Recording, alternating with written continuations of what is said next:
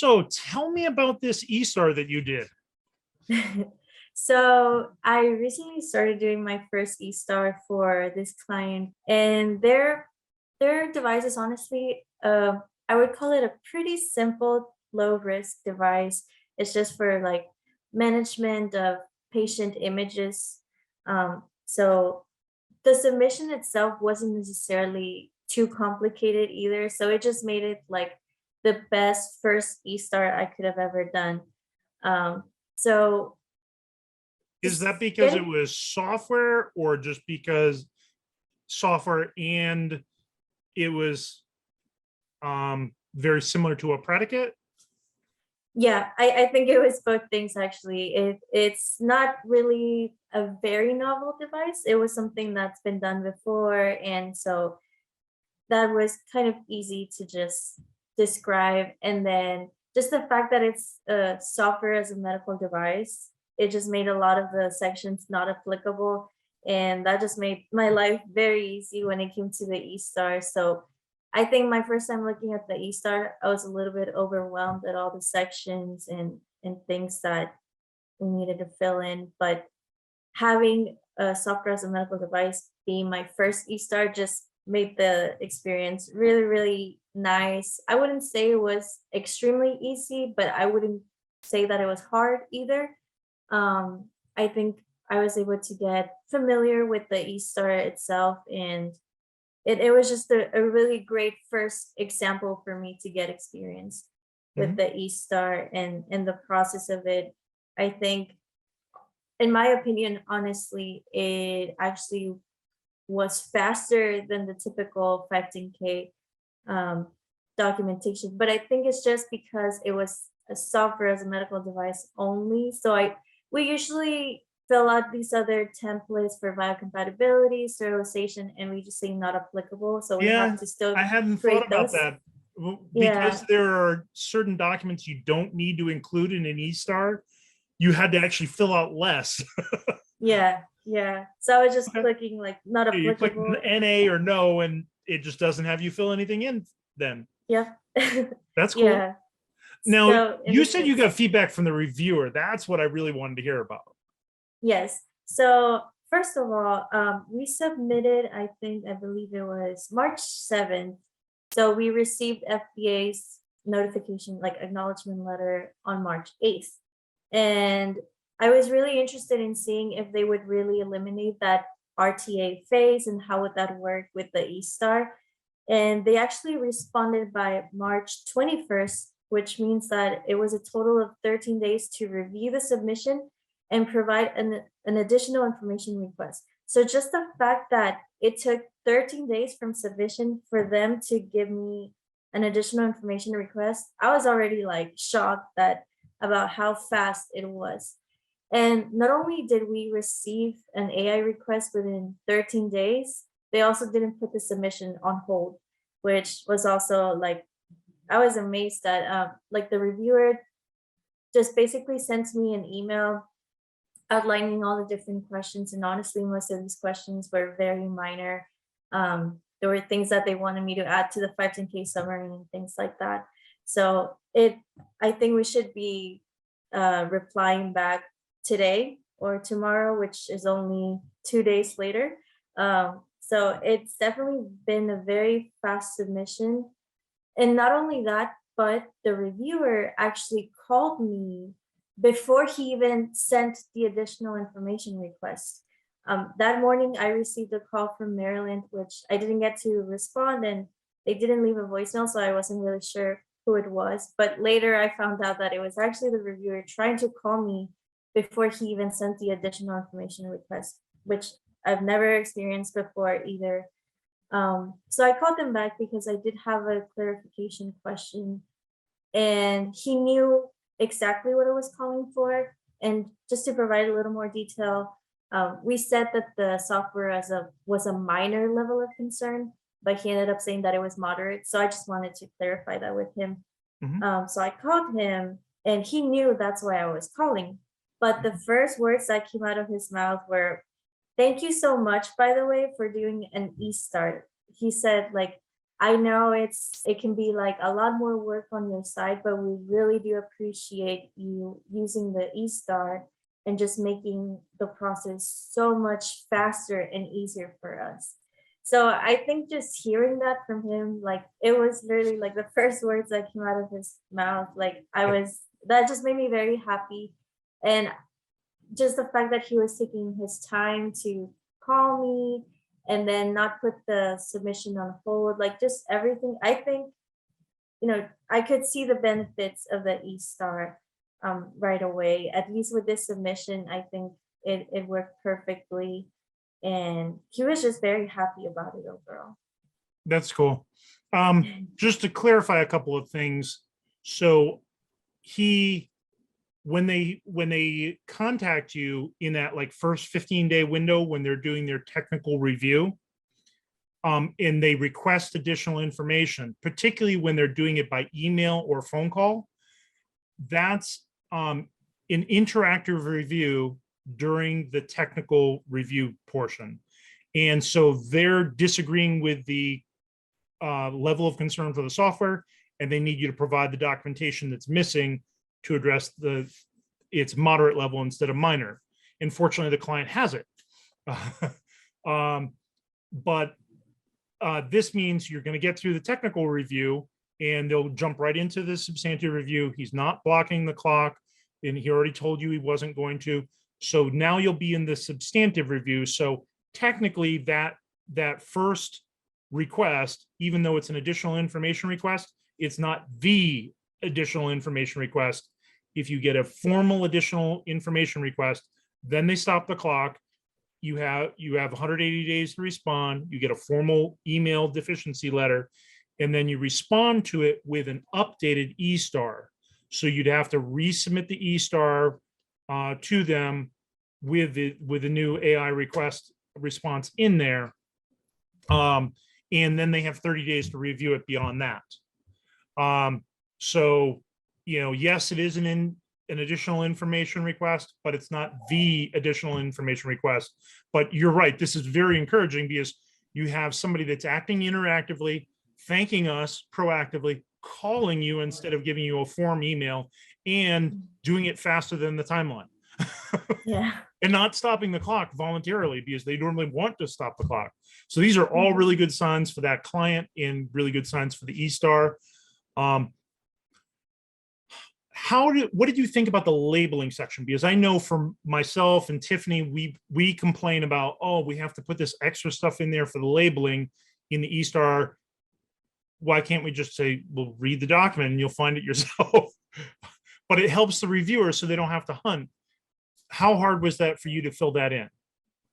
I thought it was interesting when I first saw it. I was like, oh, they really want us to point them to the requirements. But at the end of the day, I think it also just makes us a little more like, for example, I was like, oh, it's asking for the prescription only symbol. Like we actually didn't add it to the user manual. So that made me go back to the client and be like, hey, we need to add the prescription only symbol to the user manual. So it serves its function definitely to help us and to help them just have an easier review process. But in this case, I just had two labels, which were like the user manual and the software label. So it wasn't a lot to point to, but I felt like what I did have to point to wasn't incredibly, like it wasn't a lot. So I didn't have any negative thoughts on it. If anything, I think it helped me. Okay. One of the things I'm seeing with other eStars, there's a lot more time required to fill it in. But I think you nailed the point is yours was software as a medical device. And I think when we go forward, I was thinking about increasing pricing to cover the time that it takes to fill in the eStar. But I think I might actually go the route of having two different prices. We've been doing flat fees. I might do one price for software as a medical device and another price for other devices with the eStar, because other devices, you have biocompatibility, you have sterilization, you have electrical safety, you have EMC testing, and that's where the time gets much more comprehensive to answer all those questions and reference the information in the reports. I mean, you almost feel like you got to become a biocompatibility expert to answer the questions. And that's helping our clients because we do a better job of pre-screening the reports before we submit, but it's putting more time on our plate to review and prepare the submissions. So I think there's going to have to be a difference between here's a software as a medical device and here's other devices, and there is a price difference to reflect that time commitment. I think that would be fair to both parties to keep them at two different prices to reflect the time. But I think it's really cool that you've gotten a lot of value out of doing the eStar as well. I think it's helped me do a better job of reviewing and realize some of the challenges the FDA reviewers are having reviewing these testing reports. And I think the labs, they're really good at performing a test according to a protocol, but they're not really good at advising you on which test to request, what conditions to do the test at, how many samples to send, and just rookie mistakes that companies make because they haven't done this testing before. They often fill out the test request, get the quote, sign the contract, send the deposit, and send the samples to the lab. We don't do any of that. And the more advice we can give them from what things the reviewer is going to want on the report, that means, they're going to make sure they put that information in their test request. So they end up having a really good test report instead of a test report missing some key information that we need. Yeah. Okay. Well, I think that's absolutely awesome that this eStar is going so smoothly and quicker than planned. And I'm really excited to see when the final clearance is going to be, whether we're looking at one that's beating the 90 days or not, because if it beats 90 days, that's really cool to see that, not only are they following the timeline, but they're actually beating the timeline, because we're just not seeing that with normal submissions. Yeah, I personally think it should, but we'll see. Like the reviewer gave us until April 15 as a deadline, and the client already gave me the additional documents for a moderate level of concern. Yeah. So I'm ready to respond, but also the reviewer said, don't rush because I do have other submissions in line. So even if you respond tomorrow, I might not get to it until next week or so. So yeah, we'll see.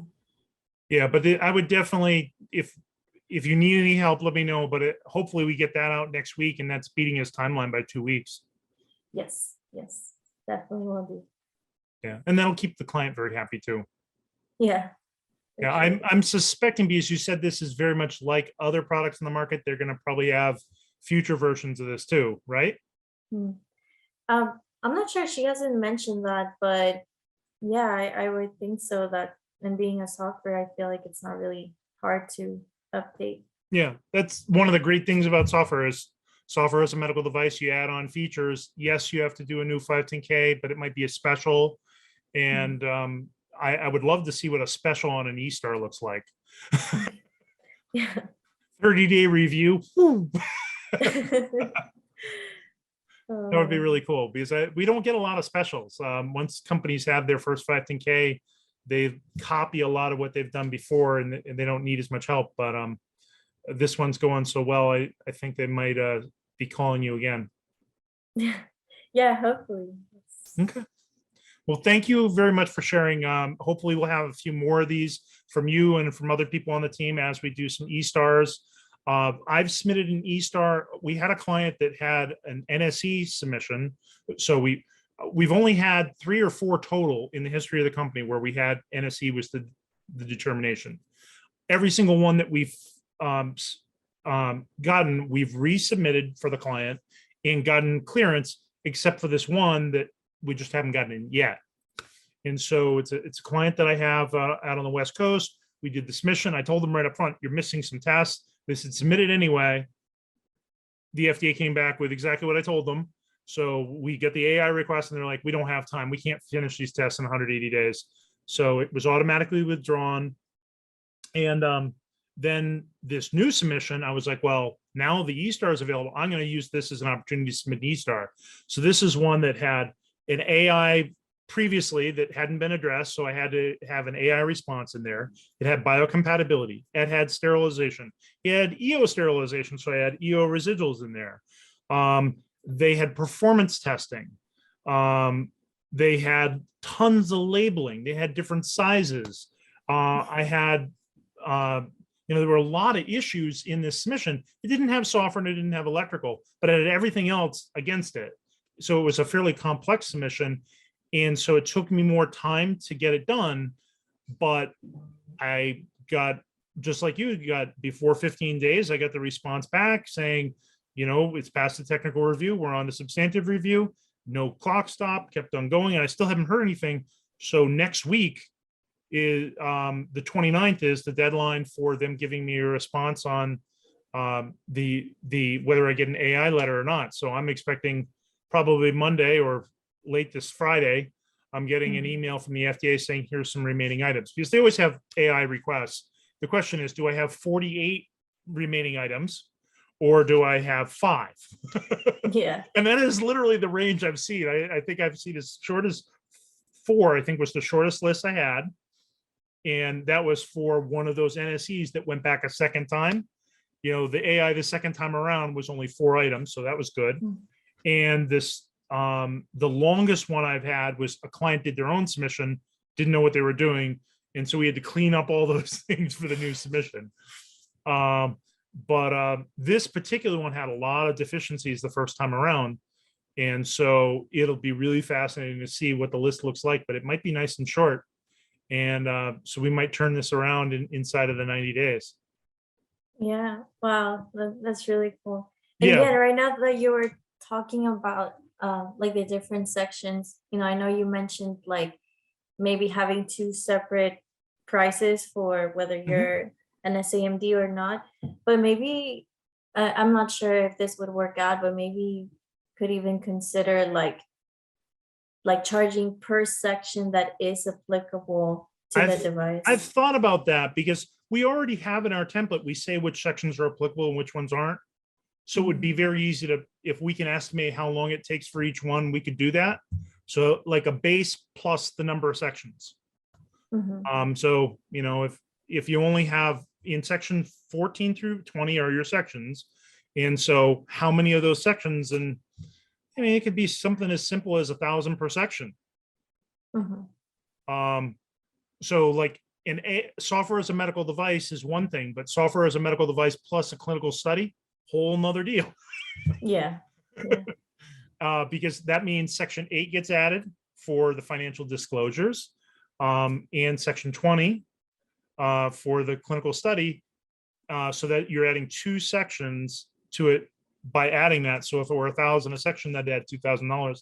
That's probably about right to add those 2 in terms of time wise. It's going to add 3 hours of our time just to add 2 sections, even if we don't have to do any work on them, just attach the documents and answer the questions on the template. I bet it's at least 3 hours of work. And I'll have to think about it. It might be more, it might be less, but that kind of approach is one I thought about, and it's interesting. You're thinking the same kind of thing. But sometime between now and September, we got to come up with a plan for how we're going to do E-stars. Right now, we're just doing our flat fee pricing, but we'll see. It'd be kind of neat to maybe some clients, maybe somebody can comment below what they think would be a good model, because it's how do you price work? Most companies do by the hour. And the problem is our startup companies, they have a fixed budget and they really need to know, how much is this going to cost me? And they don't want to hear, well, it depends. And well, you'll see when you get the invoice. It's not what they want to hear. It's like, you can buy this car, but after you've driven and you've fallen in love with it, you've got it home, then we'll tell you how much you paid for it. Yeah. Not what they want to hear. So that's a neat idea to do it by section, like base plus per section. That would be a good way to do it. Have a great day. Sounds good. Bye. Thank you, Rob. Bye.